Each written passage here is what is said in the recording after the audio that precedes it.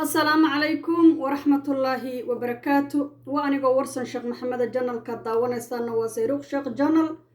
وإذن سلام يا السحابتي إذا شرفت بدن إيجو جرت جنال كيغا يا دمان أمد الصوماليات وحيد الله هاي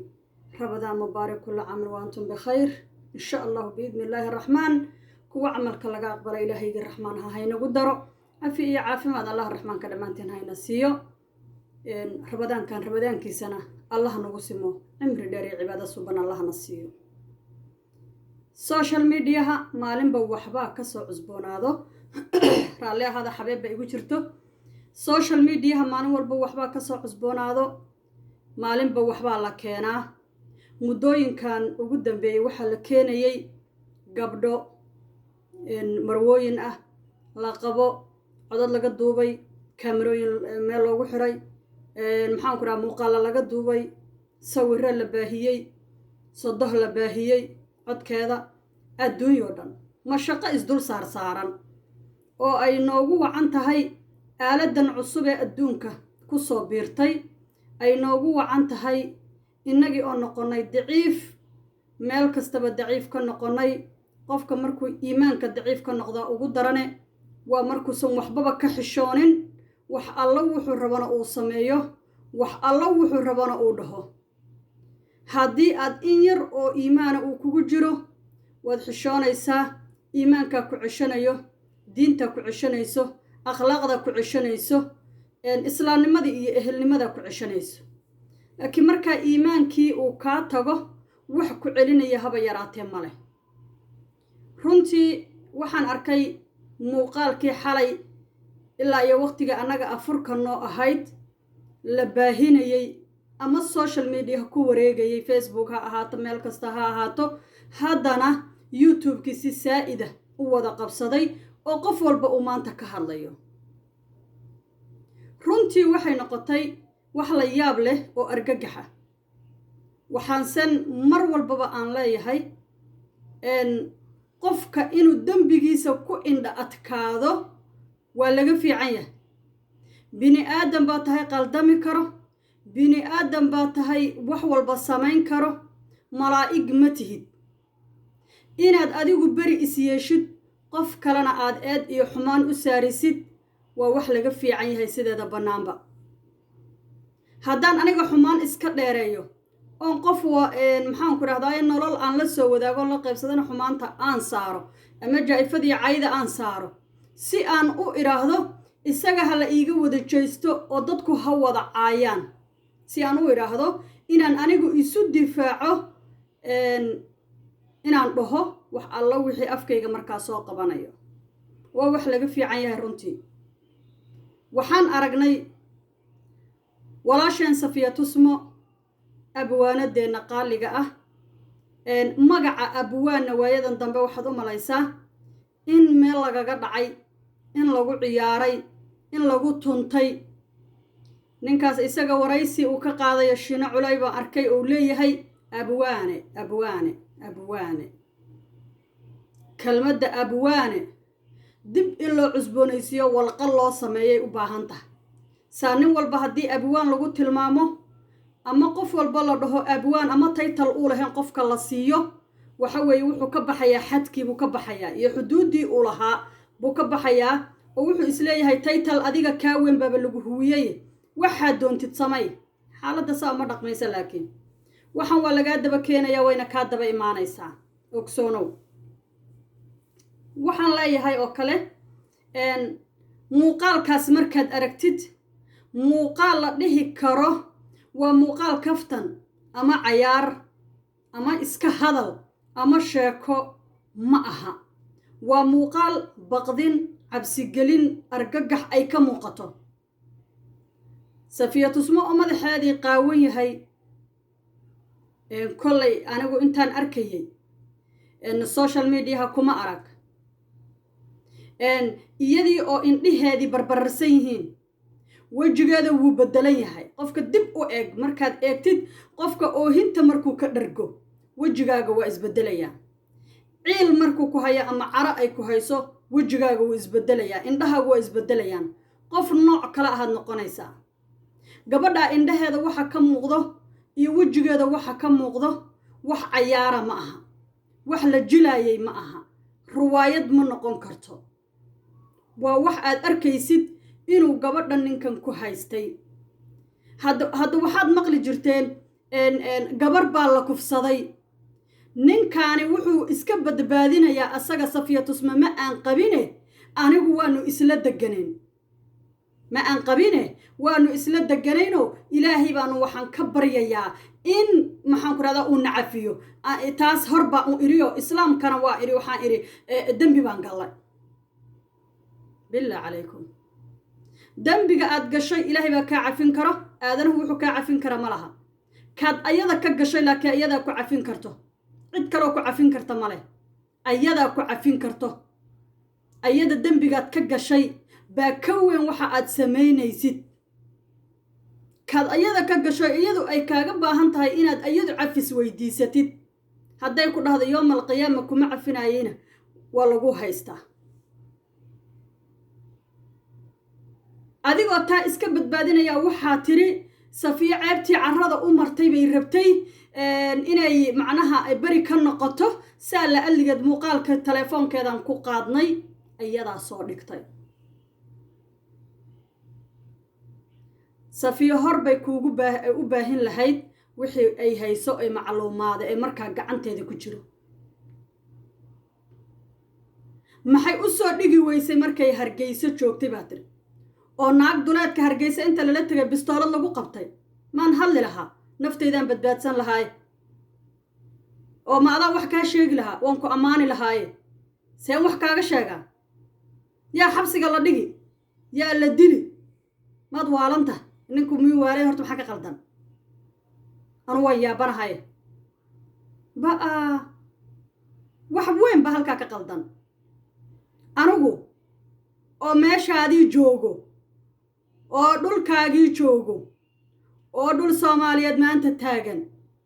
haddii aan hadlo ninka ikaxaysto baabuur igu rito duleedka intuu igeeyay yiri hadda wixii hadalo meesha ka dhacay nin walbaba wuu maqlaayay ilaahay baan kugu dhaariyay hadal argagax ah baa jiro oo aan sidiisa banaanba qofka bini aadanka ah aan marnaba been looga qaadan karin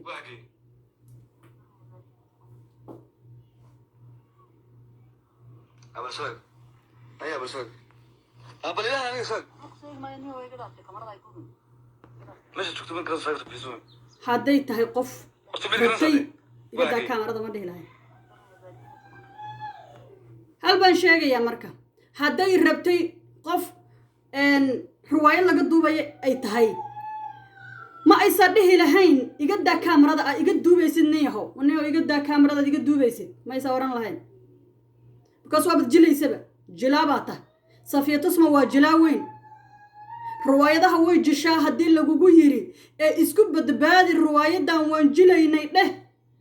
wallahi san ka saarayn ee wixii xaqiiqda ah hortaada la soo dhigayaa بديني تايا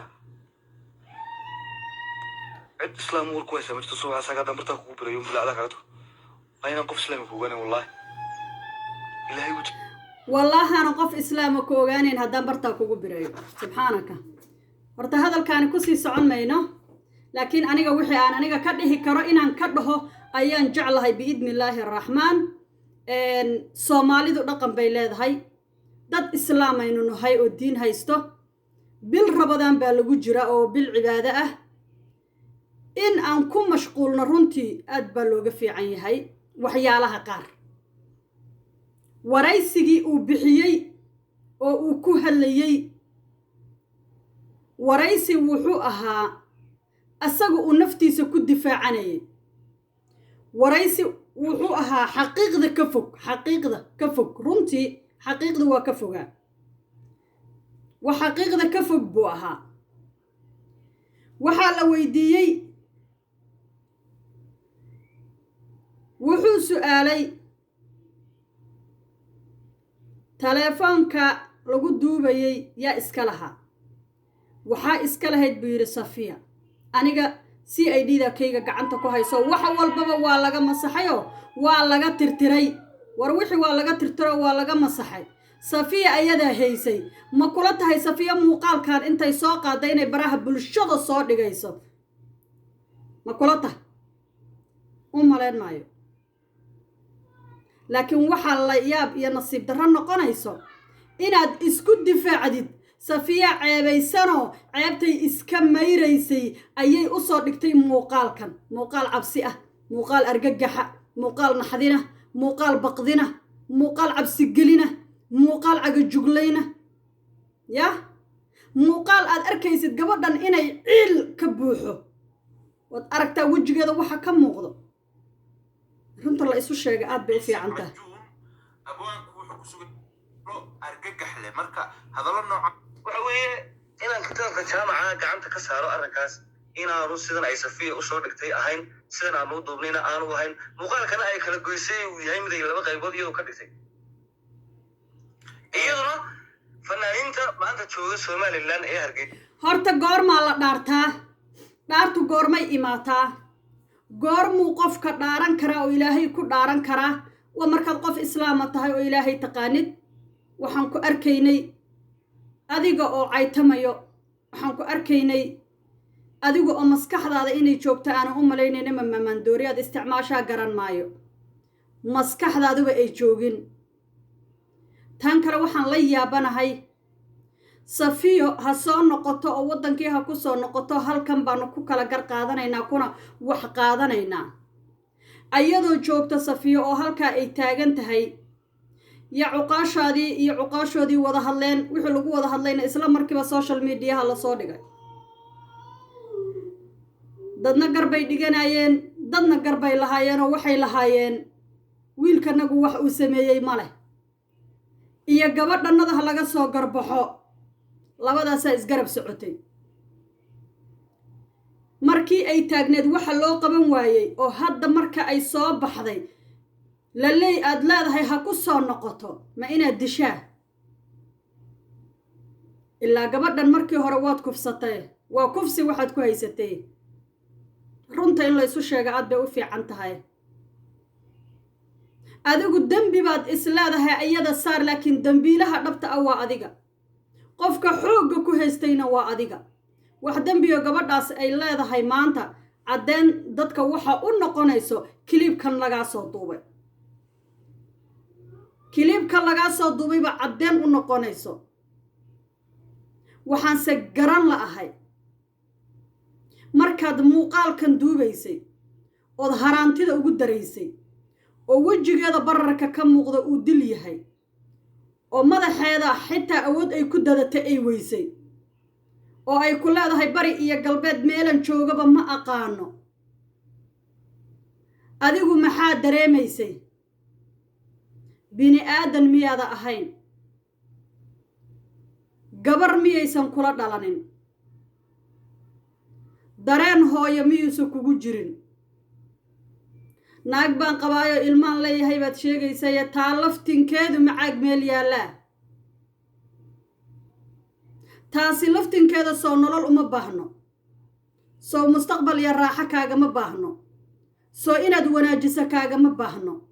soo inaad xaqeedii siiso kaagama baahno haddaad tan saa u gashay taasi xariirta aad goglinaysa maxay tahay